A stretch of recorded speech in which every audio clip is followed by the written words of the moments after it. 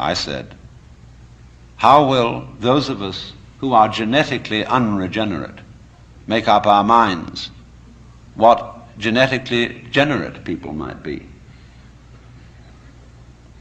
Because I'm afraid very much that our selection of virtues may not work. It may be like, for example, this new kind of high-yield grain which is made and which is becoming ecologically destructive. When we interfere with the processes of nature and breed efficient plants and efficient animals, there's always some way in which we have to pay for it. And I can well see that eugenically produced human beings might be dreadful. We could have a plague of virtuous people. Do you realize that? Any animal considered in itself is virtuous.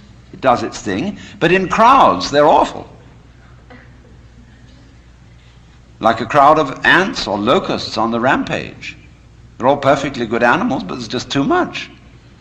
I could imagine a perfectly pestiferous mass of 1 million saints.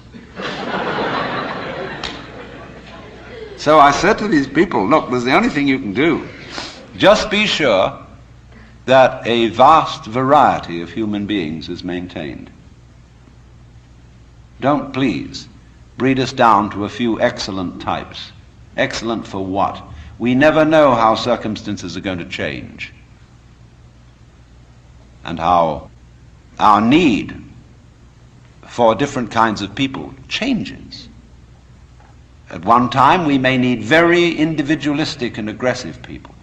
At another time, we may need very cooperative, team-working people. At another time, we may need people who are full of interest in dexterous manipulation of the external world. At another time, we may need people who explore into their own psychology and are introspective. There is no knowing. But the more varieties and the more skills we have, obviously, the better. So you see, here again, the problem comes out in genetics. We do not really know how to interfere with the way the world is. The way the world actually is an enormously complex, interrelated organism. The same problem arises in medicine because the body is a very complexly interrelated organism. And if you look at the body in a superficial way, you may see there's something wrong with it. Here's chickenpox. And there's spots that itch that come out all over the place. Well, you might say, well, spots are there, cut them off. So you kill the bug. Well, then you find you've got real problems. Because you had to introduce some bugs to kill the bug. It's like bringing rabbits into Australia. And that starts going all over the place and getting out of hand. Well, then you think, well, now wait a minute. It wasn't the bugs in the blood. There are bugs all over the place. What was wrong with this person that his blood system suddenly became vulnerable to those particular bugs? His resistance wasn't up. Therefore, what you should have given him was not an antibiotic, but vitamins. Okay, so we're going to build up his resistance. But resistance to what?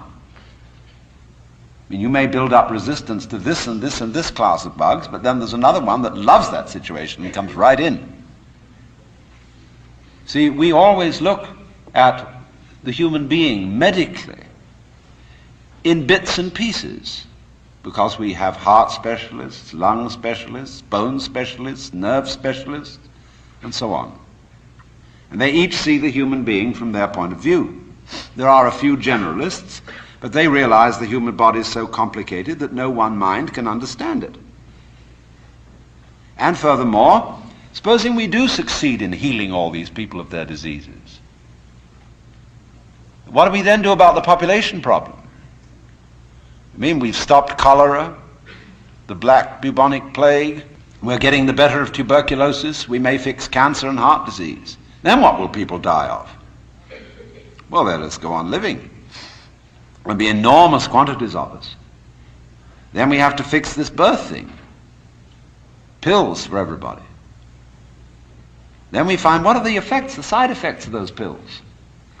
What are the psychological effects upon men and women of not breeding children in the usual way? We don't know. And what seems a good thing today, or yesterday, like DDT, turns out tomorrow to have been a disaster. What seemed in the moral and spiritual sphere too, like great virtues in times past, are easily seen today as hideous evils. Let's take, for example, the Inquisition. In its own day, among Catholics, the Holy Inquisition was regarded as we today regard the practice of psychiatry. You see, you feel that in curing a person of cancer, almost anything is justified. The most complex operations, the most weird surgery, people suspended for days and days on end on the end of tubes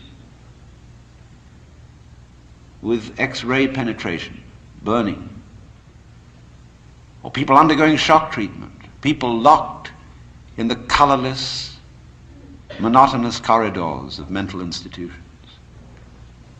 In all good faith, they knew that witchcraft and heresy were terrible things, awful plagues, imperiling people's souls forever and ever. So any means were justified to cure people of heresy. We don't change. We're doing the same thing today, but under different names. We can look back at those people and see how evil that was, but we can't see it in ourselves. So therefore, beware of virtue.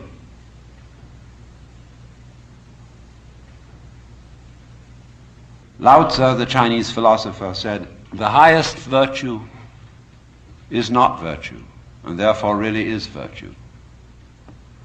But inferior virtue cannot let go of being virtuous, and therefore is not virtue. Translated in more of a periphrastic way, the highest virtue is not conscious of itself as virtue, and therefore really is virtue. Lower virtue is so self-conscious that it's not virtue. In other words, when you breathe, you don't congratulate yourself on being virtuous. But breathing is a great virtue. It's living.